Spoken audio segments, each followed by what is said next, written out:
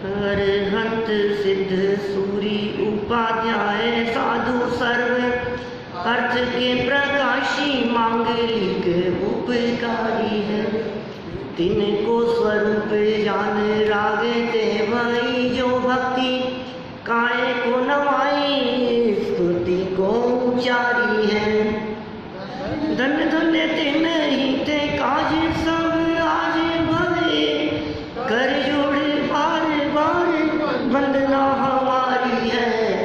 मंगल कल्याण सुख ऐसो हम चाहत हैं। ओ मेरी ऐसी दशा जैसी तुम धारी है। ओ मेरी ऐसी दशा जैसी तुम धारी है। ओ मेरी ऐसी दशा जैसी तुम धारी है। वितराग विज्ञान पाठमाला भाग 3 के आधार से पाठ 4 के अंतर्गत आज हमारे को एक ऐसे विषय की चर्चा करनी है जो बहुत महत्वपूर्ण है, प्रचलित भी है, प्रसिद्ध भी है, हमारी कमियों और भूलों को निकाल देने वाला भी ये प्रकरण है। ग्रहित और अग्रहित मिथ्यात्व। मिथ्यात्व दो तरह का। अनादिकाल से जीव के जीवन में मिथ्यात्व परिणति दिखाई देती है। जब तक जीवन में मोक्ष मार्ग प्रकट ना हो तब तक यह जीव मिथ्या दृष्टि है, मिथ्यात्व सहित है। अब प्रश्न ये है कि उस मिथ्यात्व का अभाव कैसे हो।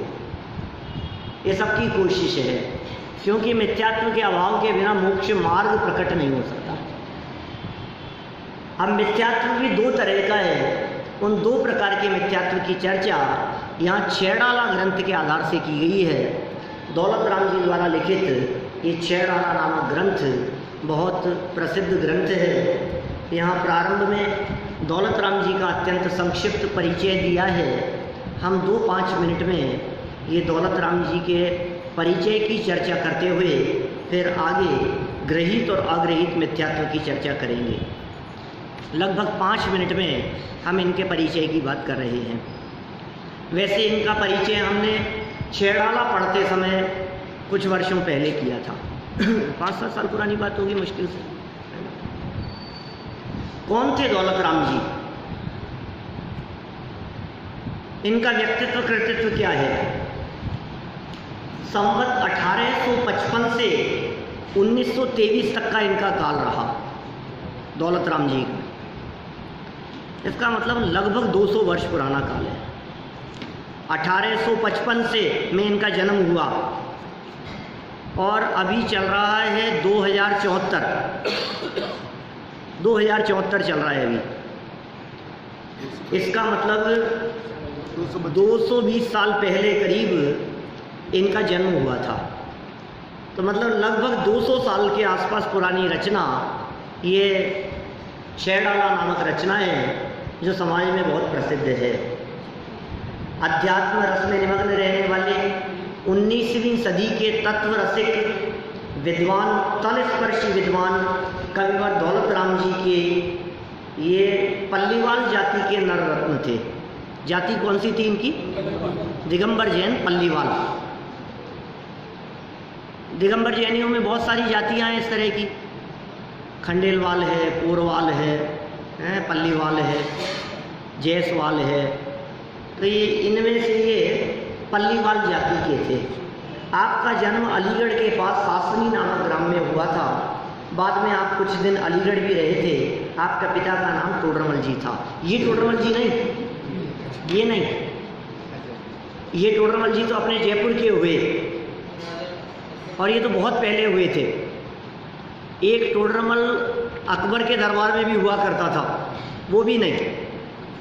इनके पिता का नाम टोडरमल था, टोडरमल जी था। आत्मश्लाघा मतलब अपने आप की प्रशंसा से दूर रहने वाले इस महान कवि का जीवन परिचय अभी तक पूर्णतः प्राप्त नहीं है, पर इतना निश्चित है कि एक साधारण गृहस्थ एवं सरल स्वभावी आत्मज्ञानी पुरुष थे दौलत राम जी। सासनी में इनकी जो कार्यस्थली है उस जगह पर अभी कुछ एक इनकी क्या कहेंगे उसको, प्रतिमा तो नहीं कह सकते, स्टैच्यू, दौलत राम जी का स्टैच्यू बना करके इनकी दवात, इनकी कलम जिससे काम करते थे, ऐसा एक बहुत सुंदर हॉल सासनी में इन्हीं के नाम से बनाया है। अलीगढ़ के पास में एक छोटा सा गांव है, अलीगढ़ से मुश्किल से कोई 10-5 किलोमीटर दूर होगा, ज़्यादा दूर नहीं है, मंगलायतन से 6 किलोमीटर दूर है। तो कितने ज़बरदस्त विद्वान थे ये। आपके द्वारा रचित छेड़ाला जैन समाज का बहुप्रचलित एवं समादृत ग्रंथ रत्न है। शायद ही कोई जैन भाई हो जिसने छेड़ाला का अध्ययन ना किया हो। सभी जैन परीक्षा बोर्डों के पाठ्यक्रम में इसे स्थान प्राप्त है। पता है ये 40-50 साल पहले लिखी है बात। शायद ही कोई जैन भाई हो जिसने छेड़ाला ग्रंथ का स्वाध्याय नहीं किया हो। लेकिन पिछले 50 वर्षों में परिस्थितियाँ बहुत बदल गई है। आज तो दिगंबर जैन समाज में ऐसे लोग भी मिलेंगे जो छेड़ाला का नाम भी नहीं जानते होंगे। आत्म प्रशंसा, अपने आप की प्रशंसा, मैंने बोला था ना अभी, आत्मश्लाघा अर्थात अपने आप की प्रशंसा से दूर रहने वाले, आत्म प्रशंसा से दूर रहने वाले। इनकी रचना, इसकी रचना, छेड़ाला की रचना आपने संवत 1891 में की थी। छेड़ाला की ही अंतिम छंद में उन्होंने उसकी चर्चा की है।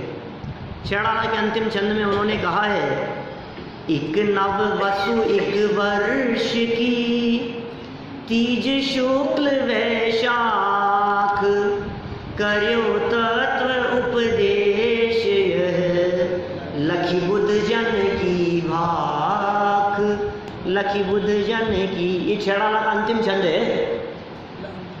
माने उन्होंने छेड़ाला पूर्ण करते हुए कौन सी तिथि, कौन सा संवत और कब वो छेड़ाला ग्रंथ पूर्ण हुआ उसका उन्होंने उसमें उल्लेख किया है। और बुद्धचंद जी की छेड़ाला को देखकर इन्होंने ये छेड़ाला ग्रंथ लिखा।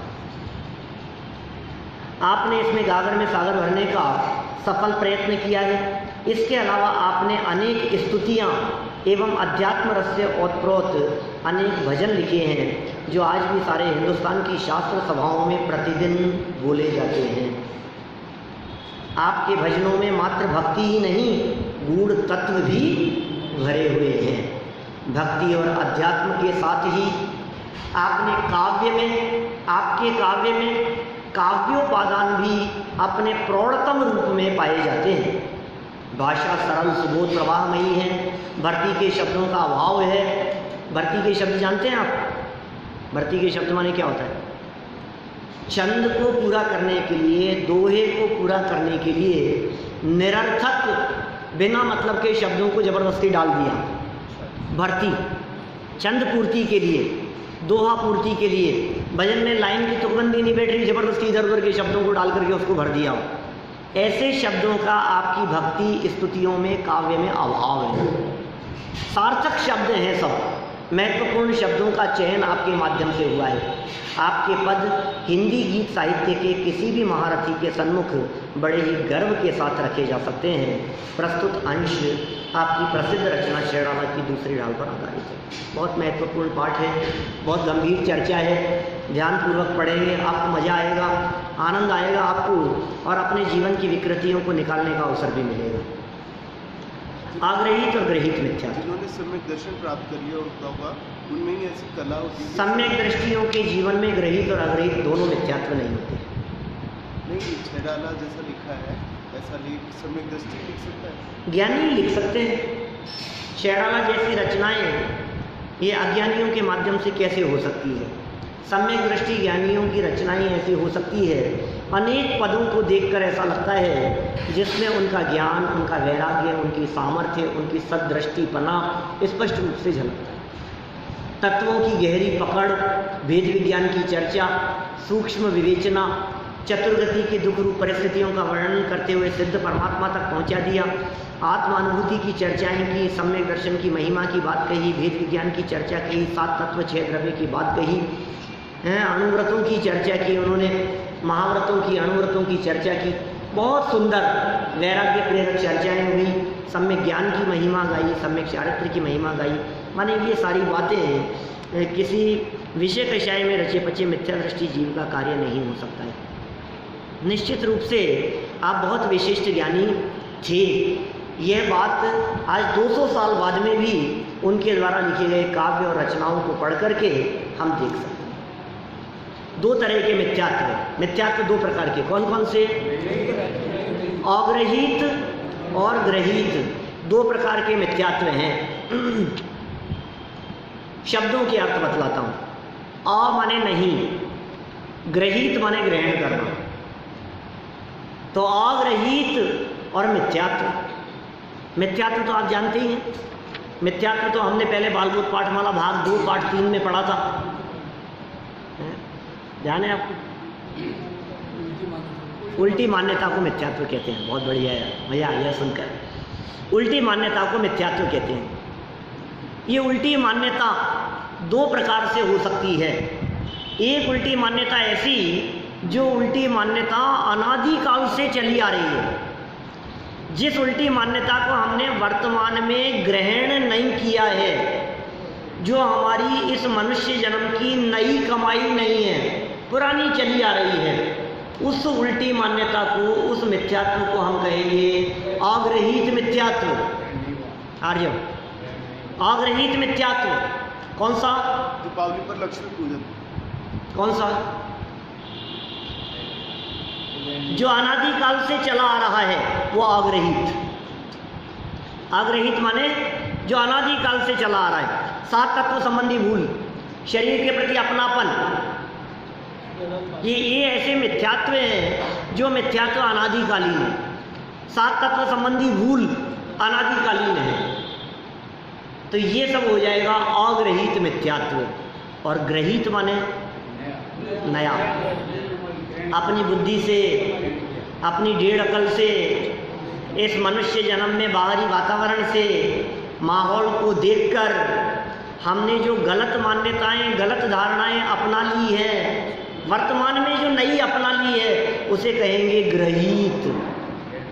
ग्रहीत माने ग्रहण की हुई। सुन सुन करके आपस में धर्म की परिभाषाएं बना देते हैं लोग, धर्म की व्याख्याएं करने लगते हैं अपने मन मर्जी से। भगवान का स्वरूप, अरे मैं बताता हूँ कैसे होते हैं भगवान, भगवान तो ऐसे होने चाहिए, भला करे भगवान। ग्रहीत मिथ्यात्व है जैन दर्शन में।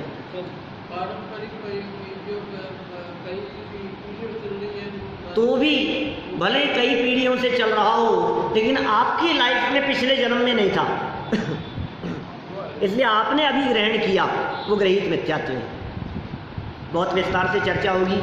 200 साल पहले छेड़ाला ग्रंथ में दौलत राम जी ने जो बातें लिखी है, उनको आधार बना करके हम यहाँ चर्चा करेंगे और कुछ महत्वपूर्ण बातों की तरफ भी आप लोगों का ध्यान आकर्षित करूँगा।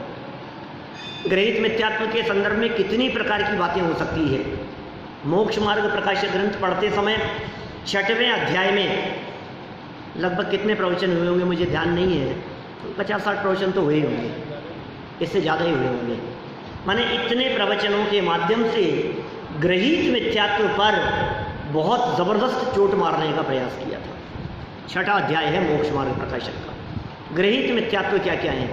देवी देवताओं की चर्चा, उन्हें मानना, उन्हें भला करने वाला मानना, उन्हें कर्ता धर्ता मानना, उन्हें पूजना, उनकी भक्ति करना, उनकी स्तुति करना। लक्ष्मी पूजन भी उसी में शामिल है। माने दीपावली आ रही है ना, कितने 5-7 दिन है दीपावली के?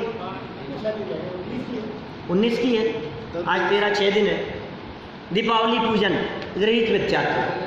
धनतेरस पर सोना खरीदना, धनतेरस के दिन सोना खरीदना ग्रहीत मिथ्यात्व। इनसे कुछ अपना भला हो जाएगा ऐसा मानना, ये सब ग्रहीत मिथ्यात्व है। किसी मान्यता से खरीदना, खरीदना तो क्या है, साल भर ही खरीदो ना आप, लेकिन आपको ऐसा लगता है कि इस समय खरीदने से कुछ भला हो जाएगा, इस समय इस दिन खरीदने से कुछ शुभ हो जाएगा, ये ग्रहीत मिथ्यात्व। नया जो भी ग्रहण किया हो भाई, उसका नाम ग्रहीत है। अभी तो शुरुआत की है हमने, यहाँ पंक्तियाँ पढ़ेंगे, उसकी चर्चा करेंगे, विस्तार से बात करेंगे, कितने एंगल हो सकते हैं ग्रहित मिथ्यात्व से संबंधित, वो सब चर्चा विस्तार से करेंगे। अग्रहित के बारे में तो थोड़ी बहुत बात होगी। ये सारी बातें अपनी लाइफ से रिलेटेड हैं। अपनी लाइफ में यदि किसी तरह की कोई गलती, भ्रम कुछ दिखाई देता हो, तुरंत छोड़ देने योग्य है। कितना भी हमने उसमें धर्म मान रखा हो, और इस साहब मैंने तो प्रतिज्ञा ले रखी थी मंगलवार का व्रत करने की, सोमवार का रखने की, शुक्रवार का, गुरुवार का रखता हूँ मैं तो व्रत, मैंने तो ऐसी प्रतिज्ञा ले रखी थी, इससे ऐसा हो जाएगा। रवि व्रत की प्रतिज्ञा थी हमारी, तो ये सुन भैया, इस प्रतिज्ञा को जितना जल्दी तोड़ देगा उतना पुण्य ही लगेगा, पाप नहीं लगेगा। कि साहब हमने तो ऐसा सुना है कि प्रतिज्ञा तोड़ने का महापाप होता है। क्या? बिल्कुल सही कह रहे हो आप, प्रतिज्ञा तोड़ने का महापाप होता है, लेकिन अज्ञानता में ली गई प्रतिज्ञा तो टूटी हुई समझना चाहिए, ना समझी में ली है ना। किसी बालक को ये समझा देने पर, बार बार में कहे जाने पर कि बेटा देख, मंदिर जाए बिना कुछ खाना अच्छी बात नहीं होती है, अपने आसपास में मंदिर है, हम जैन हैं, सुबह उठते ही पहले नाश्ता करना शुरू कर देता है, ये अच्छी बात नहीं है, रोजाना ध्यान दर्शन करना चाहिए, मंदिर जाना चाहिए, रोज टोकते थे। और एक दिन उसने ऐसी प्रतिज्ञा कर ली, अब तो कभी भी मंदिर नहीं जाऊंगा, जीवन भर के लिए मंदिर का त्याग करता हूँ। कर ली गुस्से में आकर के, अब क्या हो सकता है बोलो, उस प्रतिज्ञा को निभाना चाहिए या नहीं? हम तो कहेंगे साहब प्रतिज्ञा कैसे तोड़ दें, प्रतिज्ञा ली है। नहीं भैया, ऐसी प्रतिज्ञा तो तोड़ देने लायक है। अज्ञानता में ली ना प्रतिज्ञा, किसी ने रात्रि भोजन करने की प्रतिज्ञा ले ली, मैं तो रात को ही करूँगा, आप तो शाम का भोजन तो रात को ही करूँगा, कर लो कुछ भी, दिन में तो नहीं खाऊंगा तो नहीं खाऊंगा, आप क्या कर लोगे? भूखों मर जाऊंगा, लेकिन खाऊंगा तो रात को ही, दिन में तो नहीं खाऊं। अब बोलो क्या करना? ऐसी प्रतिज्ञा तोड़ देना।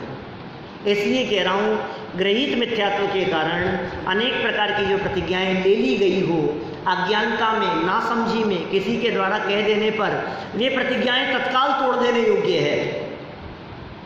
देखो दौलत राम जी क्या कह रहे हैं।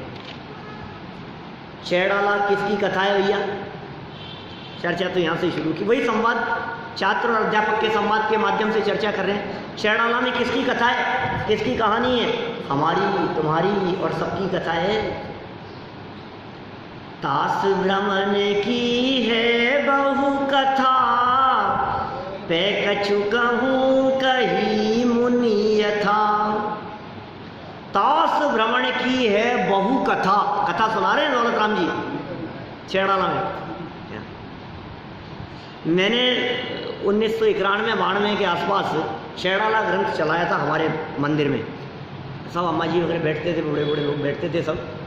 तो जब मैंने ये कहा कि अब आपके सामने कहानी सुना रहे हैं, कथा सुना रहे हैं, तो एक दो अम्मा जी बोले कि कैसी बात कर रहे हो, छेड़ाला हमने पहले भी पढ़ा है, इसमें तो कोई कहानी नहीं है, कोई कथा नहीं है।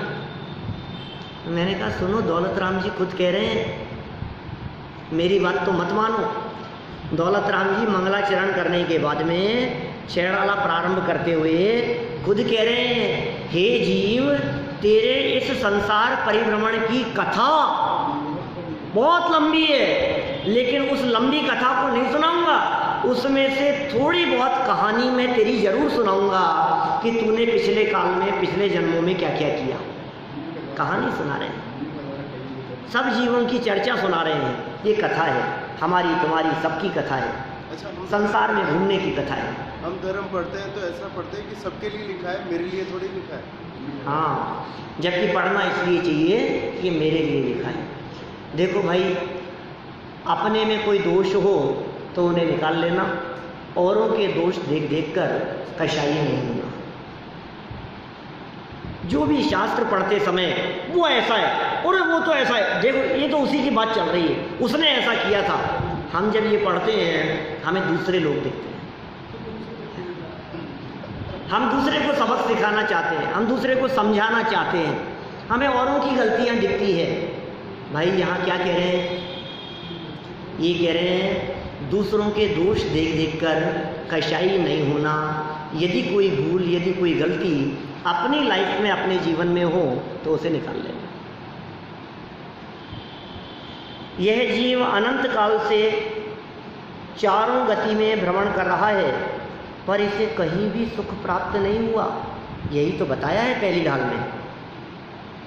पहली ढाल में यही तो बतलाया है। कभी नरक में गया, कभी त्रियंच में गया, कभी मनुष्य जन्म लिया, और यहाँ तक कि कभी देवगति में, स्वर्गों में भी चला गया। सुख नहीं मिला कहीं भी। यही तो कथा सुनाई है पूरी। तो पहली ढाल में पूरी कथा सुना लेने के उपरांत जब पूरी चर्चा हो गई कि भाई इस जीव ने कहाँ कहाँ कैसे कैसे दुख उठाए, तो फिर शिष्य ने प्रश्न किया कि पंडित जी एक बात बतलाओ, हमने ये जो दुख उठाए हैं, इन दुखों का मूल कारण क्या है? आखिर ये दुख क्यों उठाए? हमने ऐसी क्या गलती की जिस गलती के कारण हमारे को ये सजा मिली? तो कारण बतला रहे हैं दूसरी ढाल में। दूसरी ढाल का पहला चरण देखो नीचे। ऐसे मिथ्या द्रग ज्ञान चरण वश भ्रमत भरत दुख जन्म मरण। कहाँ पढ़ रहे हैं आज? क्या पढ़ा है? क्या बोला मैंने लाइन? इधर ध्यान दो भाई, सीधे बैठो।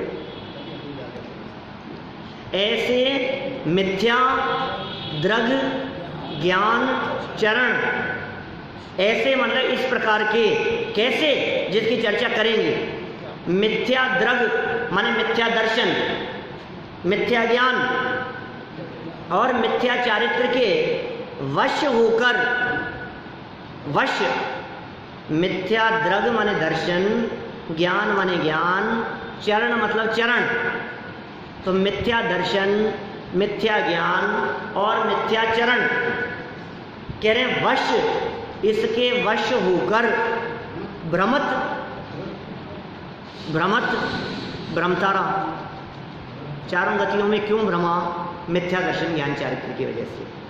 भरत माने भोगता रहा, भ्रमत माने भटकता रहा, भ्रमता रहा, भरत माने भुगतता रहा। दुख जन्म मरण, जन्म और मरण के दुख ये चतुर्गति में घूमकर परिभ्रमण करके ये जीव भोगता रहा, भुगतता रहा। क्यों? मिथ्या दर्शन, मिथ्या ज्ञान और मिथ्या चारित्र के वश होकर।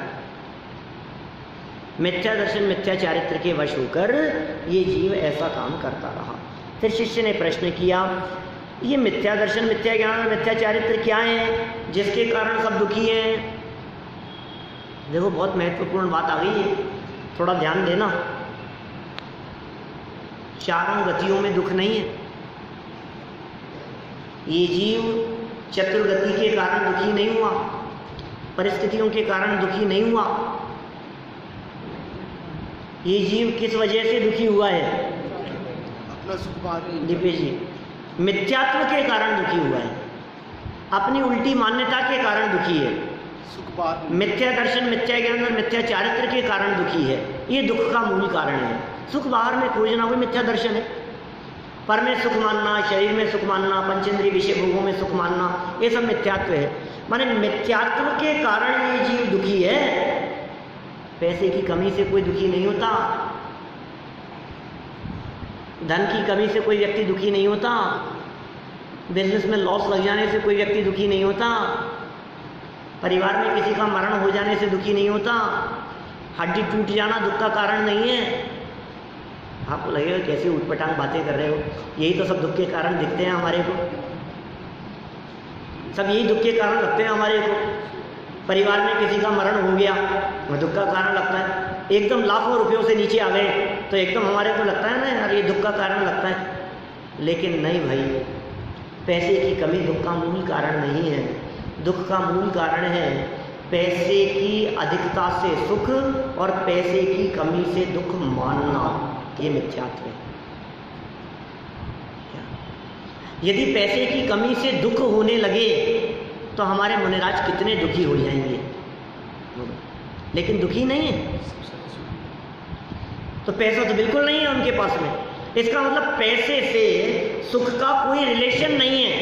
हमने अपनी मान्यता से पैसे में, धन में, संपत्ति में, वैभव में, इसमें सुख समझ लिया है। तो दुख का मूल कारण क्या है? मिथ्यात्व। ये दुख का मूल कारण है। ये इन्होंने यहाँ बतला दिया, भाई ये मिथ्या दर्शन ज्ञान चारित्र क्या है, ये तो समझाओ जिसके कारण ये जीव इतने लंबे समय से दुखी हो रहा है। अध्यापक, जीवादि 7 तत्वों की विपरीत श्रद्धा ही मिथ्यात्व है। विपरीत श्रद्धा, कोई उल्टी मान्यता, श्रद्धा माने मान्यता, लेकिन किसकी? 7 तत्वों की। जीव, अजीव, आश्रव, बंध, संवर, निर्जरा, मोक्ष, ये 7 तत्व हैं। 6 द्रव्य और 7 तत्व। एक शब्द सेकंड नंबर का गलत हो गया तो नाम गलत भूल जाते हैं। हमने पूछा 6 द्रव्य, बोले जीव, अजीव, आश्रव, बंध, संवर, नहीं गड़बड़ हो गई। हमने पूछा 7 तत्व, बोले जीव, पुद्गल, गड़बड़ हो गई।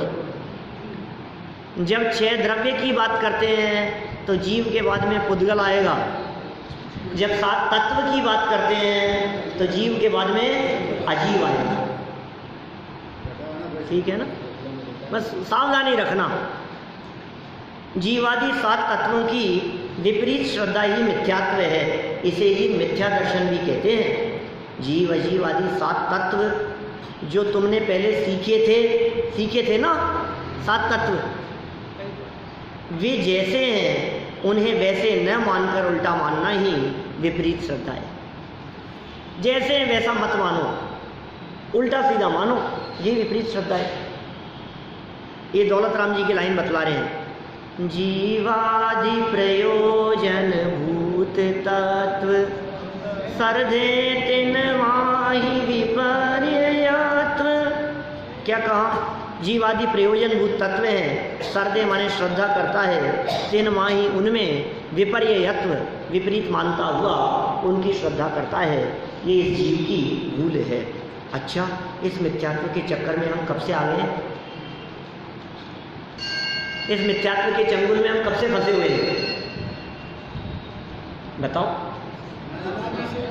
ये जवाब दिया, ये तो अनादि से है, जब से हम हैं तभी से, पर हम इसे बाह्य कारणों से और पुष्ट करते रहते हैं।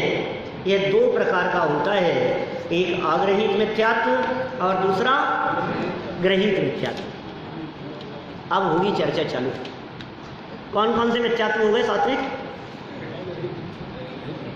आग्रहित मिथ्यात्व और ग्रहित मिथ्यात्व। ये ग्रहित अग्रहित क्या है? ये ग्रहित अग्रहित क्या चीज है? तो जवाब सुनो अध्यापक, जो बिना सिखाए, अनादि से ही बिना सिखाए, बिना बताए, बिना पढ़ाए, बिना समझाए, बिना परोपदेश के, बिना संयोगों के, अनादि से ही शरीर रागादि पर पदार्थों में अहम बुद्धि, वह तो आग्रहित मिथ्यात्व है। आग्रहित मिथ्यात्व किसका नाम कहा? बिना सिखाए शरीर में एकत्व बुद्धि। मैं भी एग्जाम्पल पूछूं आपसे कि एग्जाम्पल बतलाओ कि ये ग्रहित मिथ्यात्व, ये आग्रहित मिथ्यात्व है, बता सकते हैं आप? आग्रहित मिथ्यात्व के लिए एग्जाम्पल।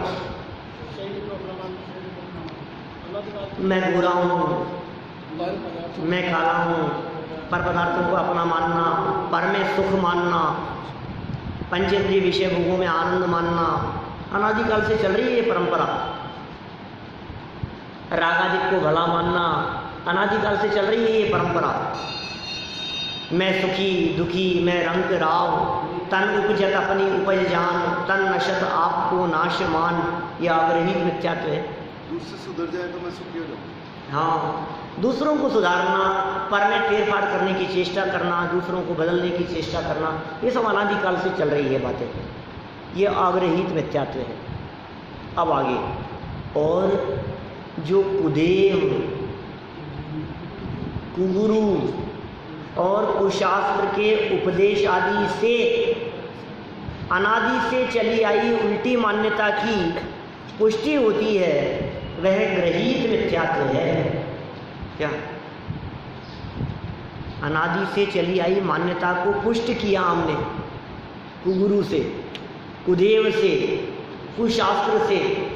क्या चीज़ है कुदेव, कुगुरु, कुशास्त्र? माने आग्रहित अर्थात बिना ग्रहण किया हुआ और ग्रहित अर्थात ग्रहण किया हुआ, ये क्या चीज़ है? उदेव को गुरु को शास्त्र से क्या किया हमने? देखो, मिथ्यात्व का पोषण करने वाले शास्त्र पढ़ना, वे शास्त्र नहीं शस्त्र हैं। एकांतवाद के पोषक शास्त्रों को पढ़ना,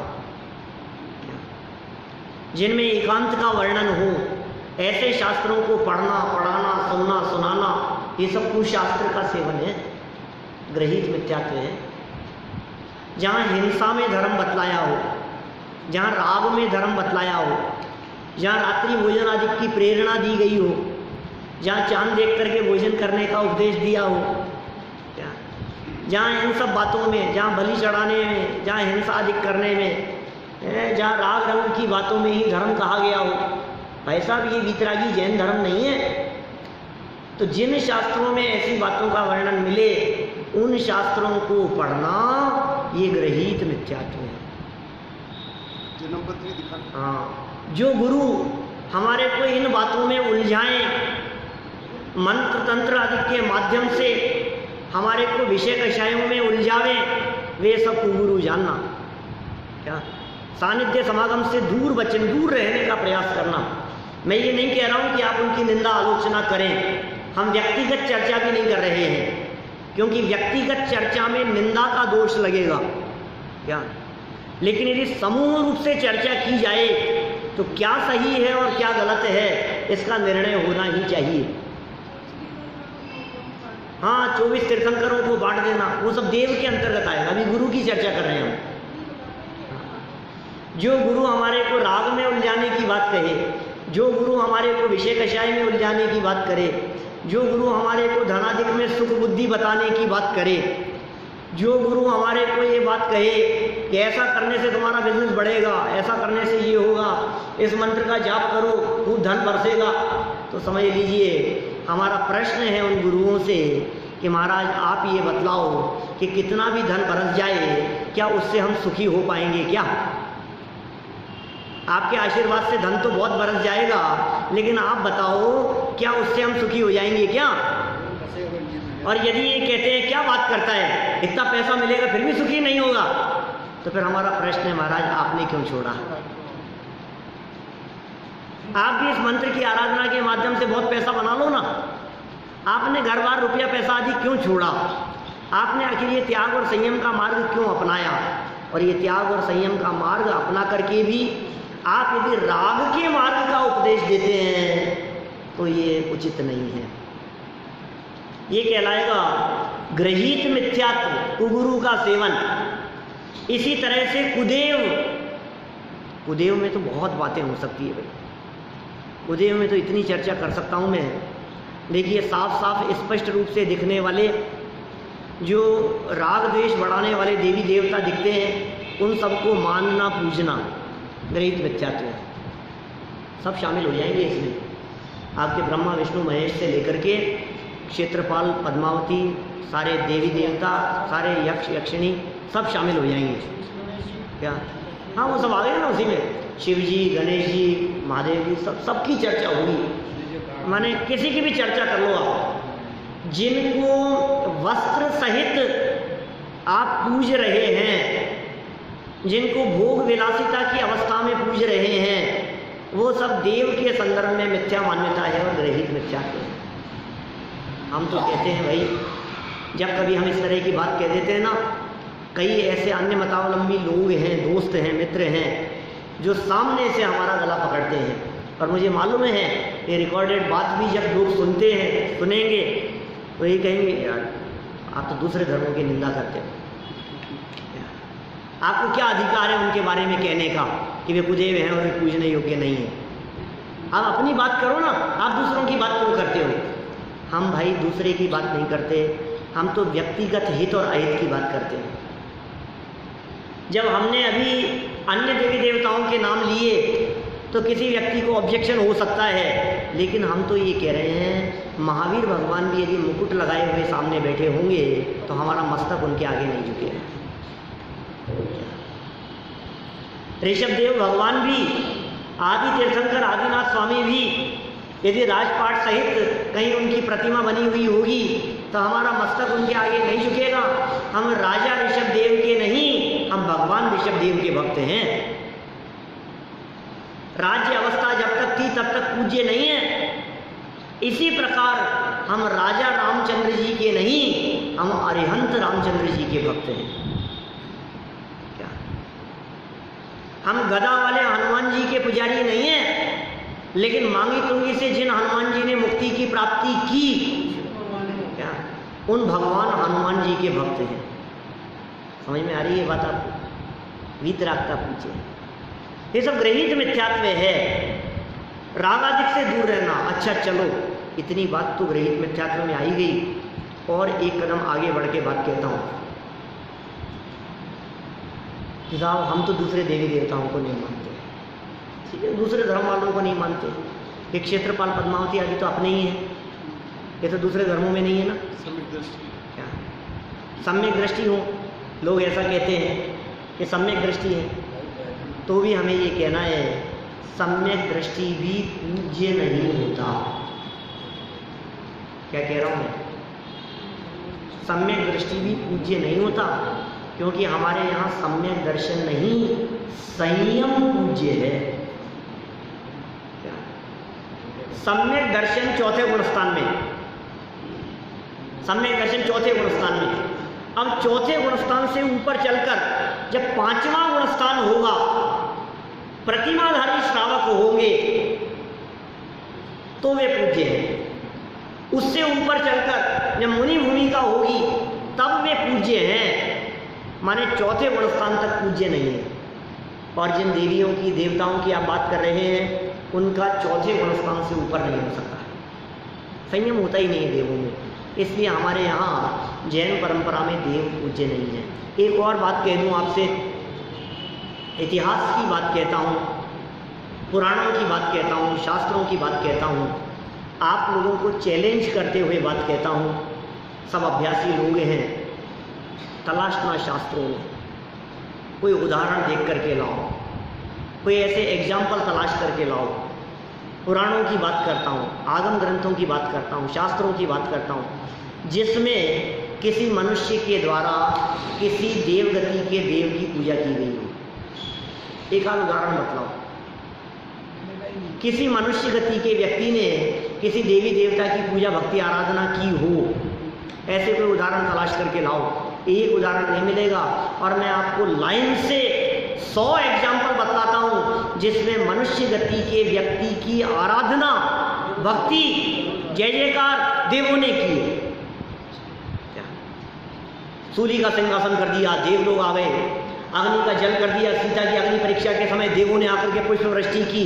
यमपाल चांडाल का प्रसंग ले लो, सुदर्शन सेठ का प्रसंग ले लो, सती अंजना की चर्चा कर लो, मनोरमा की चर्चा कर लो। एक एक कितने उदाहरण मिलेंगे आपको, अनगिनती एग्जाम्पल मिलेंगे आपको जिनमें ऐसी चर्चाएं होगी। चाहे वो भील की चर्चा करो, पुरुरवा भील की चर्चा करो, उसने प्रतिज्ञा निभाई उसकी चर्चा करो। देव लोग आ जाते हैं जय जयकार करने के लिए, पुष्प वृष्टि करने के लिए। मैं आपसे पूछता हूँ, जय जयकार करने वाले महान होते हैं, जिसकी जय जयकार की जाती है वो महान होते हैं? जिसकी की जाती है, जय जयकार करने वाले महान नहीं होते, जिसकी जय जयकार होती है वो महान होते हैं।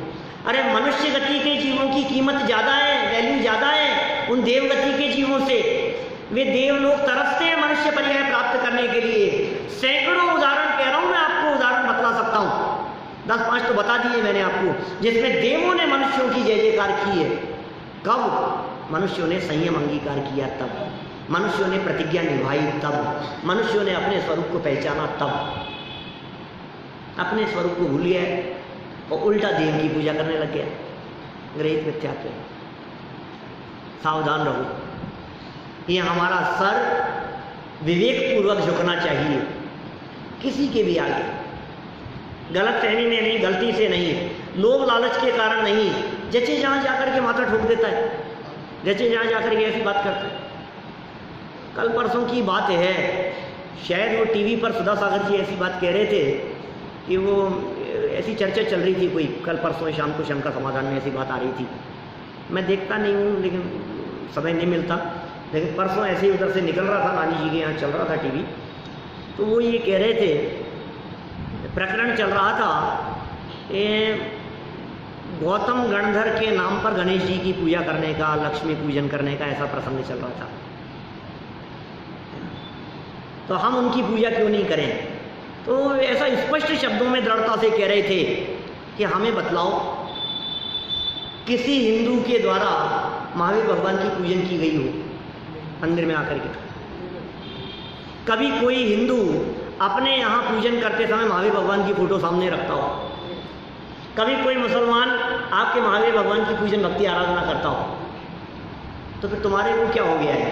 लेकिन जैनियों के घरों में तलाशो तो पूजन के बीच में और सामने लक्ष्मी जी की फोटो, सामने गणेश जी की फोटो, ये सब रखी हुई मिलेगी। ये क्या हो गया है आपको? सारी दुकानें हैं? सब दुकानें, सब दुकानों में ये पागलपन नहीं। जब वो अपने देव की आराधना करते हैं, वो जो कुछ भी करें उनकी वो जाने, लेकिन हम हमारे वीतरागी देव की आराधना छोड़कर रागियों के चक्कर में क्यों उलझें? ये समझदारी होनी चाहिए। ये समझा रहे हैं यहाँ पर बार बार में, समझो भैया। और आगे बढ़कर के बात कहूँ कि नहीं साहब, हम देवी देवताओं को नहीं पूजते, नहीं मानते। देखो, पूजना अलग चीज़ है और मानना अलग चीज़ है। कभी कभी लोग हमसे पूछते हैं, आप पद्मावती क्षेत्र और धर्मेंद्र को मानते हो या नहीं मानते हो? मानता हूँ, मानते हैं, बिल्कुल मानते हैं। उनका अस्तित्व मानते हैं, उनकी सत्ता मानते हैं। हम ये भी मानते हैं कि वे पिछली पर्याय में नाग नागिन थे। हम ये भी मानते हैं कि पार्श्वनाथ स्वामी के उपदेश से उनका भाव सुधरा और वे धर्मेंद्र पद्मावती हो गए। हम ये भी मानते हैं कि वर्तमान में देवगति में है, ये भी मानते हैं हम। लेकिन हम उन्हें महान नहीं मानते, हम उन्हें पूज्य नहीं मानते, हम उन्हें भक्ति और पूजन करने योग्य नहीं मानते, हम उन्हें नमस्कार और वंदन करने योग्य नहीं मानते। ये सावधानी रखनी पड़ेगी। अब कुछ लोग ऐसे मिल गए जो कहे नहीं साहब, हम तो भगवान महावीर के अलावा 24 तीर्थंकरों के अलावा और किसी के आगे मस्तक झुकाते ही नहीं है। अब तो सही है ना, अब तो कोई दिक्कत नहीं है ना, अब तो इनको ही मानते हैं। अब क्या दिक्कत है? कि सुनो भाई, इनको पूजना भी ग्रहित मिथ्यात्व हो सकता है, घबराना मत किया। सावधानी से क्या कह रहा हूँ, बहुत सावधानी से सुनना बात को। शांतिनाथ भगवान की पूजन करना भी ग्रहित मिथ्यात्व हो सकता है।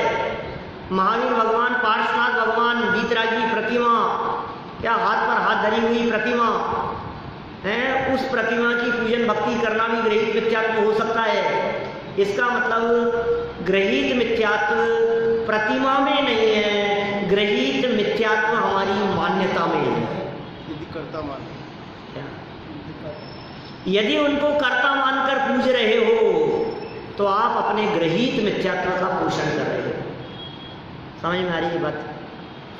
यदि बाल ब्रह्मचारी महावीर भगवान से जाकर के बाल बच्चे मांगते हैं तो ग्रहित मिथ्यात्व है। यदि आप परिग्रही परमात्माओं से परिग्रह मांग रहे हो तो ग्रहित मिथ्यात्व है। यदि वीतरागियों से राग की अपेक्षा कर रहे हो तो ग्रहित मिथ्यात्व है। वीतरागी भगवान है, गलतफहमी नहीं होनी चाहिए। गलती माने कितना सतर्क और सावधान रहने की जरूरत है। सच्चे भगवान, सच्ची प्रतिमा, वीतरागी प्रतिमा, लेकिन मान्यता हमारी खोटी, तो हमारे लिए वही भगवान सामने बैठी हुई प्रतिमा ग्रहित मिथ्यात्व के पोषण में निमित्त बन जाएगी। अब कितना सतर्क रहने की जरूरत है। चोट तो मान्यता पर डालनी है। हमने ऐसा समझ लिया, भला करे भगवान। आप देख लो, ये नवग्रहों के नाम पर जितने जनालय बनने लग गए हैं उन सब की ऐसी हालत है। ग्रहित मिथ्यात्व का पोषण होता है। आप चले जाओ संडे के दिन, आजकल तो कम हो गया है, जगह की बावड़ी है और ऐसे क्षेत्रों पर लोगों की प्रतिज्ञाएं होती है। शुक्रवार हाँ, शुक्रवार को यहाँ लोनगढ़ी पांड्या के मंदिर में, वो मंदिर ही पद्मावती के मंदिर के नाम से प्रसिद्ध हो गया। पहले तो बहुत चलता था, बहुत ज़्यादा, अभी तो पता नहीं, मेरे को थोड़ा कम हो गया होगा। माने देख लो, तिजारा जाते हैं लोग, पदमपुरा जाते हैं भूत उतरवाने के लिए, भूत भगाने के लिए, अपनी मान्यताएं मन्नत मांग करके वहाँ जा करके अपने सर के बाल उतारेंगे। कहाँ इन क्षेत्रों पर जा करके हम अपनी मान्यताओं का पोषण कर रहे हैं। और क्या, महावीर जी जाकर, तिजारा जाकर, परंपरा जाकर के, वहाँ जाने का निषेध नहीं है। भगवान है, वितरागी जिनेंद्र देव है, आप भक्ति करो, आराधना करो, पूजन करो, उसमें कहाँ है, वो तो करना ही चाहिए, जाना ही चाहिए। तीर्थ क्षेत्रों पर जाने से परिणाम निर्मल होते हैं, जाते रहना चाहिए। किंतु वहाँ जाकर यदि हम अपनी अनादिकाल से चली आ रही मान्यता को थोड़ा नई मान्यता के माध्यम से पोषण देते हैं तो हमारी ये प्रवृत्ति ग्रहीत मिथ्यात्व होगी। थोड़ी बहुत चर्चा की है मैंने, अभी तो प्रकरण पढ़ा ही नहीं है, ये तो बातें बहुत विस्तार से बताना चाह रहे हैं। अभी तो इन्होंने सिर्फ दो की परिभाषाएं बतलाई है। ग्रहीत किसे कहना, नई ग्रहण की गई मान्यता ग्रहीत मिथ्यात्व है, और पुरानी चली आई हुई मान्यता अग्रहीत मिथ्यात्व है। अब इन ग्रहीत और अग्रहीत मिथ्यात्व के संदर्भ में दौलत राम जी ने जो छेड़ाला में पंक्तियाँ दी है उसके आधार से कल हम चर्चा को पूर्ण करेंगे। अभी की बात को यहीं विराम देते हैं।